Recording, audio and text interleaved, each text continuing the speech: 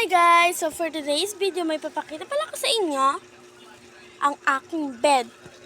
Tignan niyo naman guys, ang kalat or ang hindi malinis. Kaya ngayon, lilinisin natin ang aking bed at aayusin natin ang aking bed. So yun, for today's video, ilalagay ko muna kayo dyan. Yan. Yan. So, ang first, iano natin to sa taas. Kasi guys, baka maano siya. Yan, urong-urong kanya. Yan. Yes. And, ganyan. Siyempre, ilagay muna natin ang mga teddy bears ko sa baba. Ayan guys, pala yung teddy bears ko dati. Alam nyo, ito yung love ko dati. Pero love ko pa rin naman siya. Hanggang ngayon. By the way guys sorry kung madilim kasi yan, madilim talaga kasi nandito yung ilaw tapos nandito kayo. So, hindi talaga makikita yung liwanag. Ito pala yung pony or unicorn. Basta paras lang yon. Ito guys, ang cute niya guys, diba?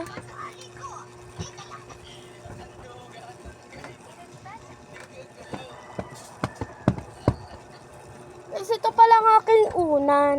Yan. My headband is...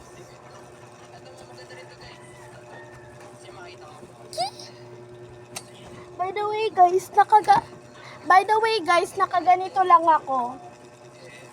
Nakaganyan lang ako guys kasi hindi naman kaya niya ng electric fan.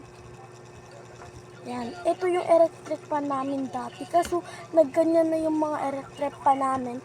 Kasi guys, ang ano niya,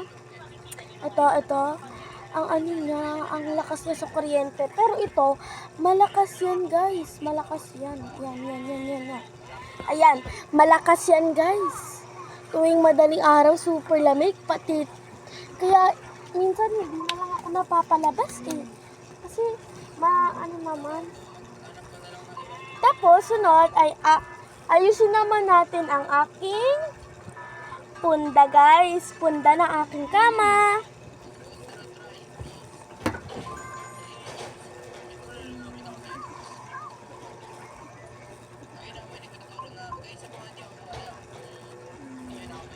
Yan, inaayos ko na pala guys. Hala, ayaw maayos. Wait a minute guys. Ayusin ko lang. Okay na guys. Yan, nalagay ko na pala. Ang mga teddy bear ko na lang ang hindi ko nilalagay. Wait lang, lagay ko lang. Ilalagay ko lang siya guys ha. Boom! Tapos na po pala guys. Yan. And yan, the final result ng aking bed. Ayan na siya guys. Maayos na siya.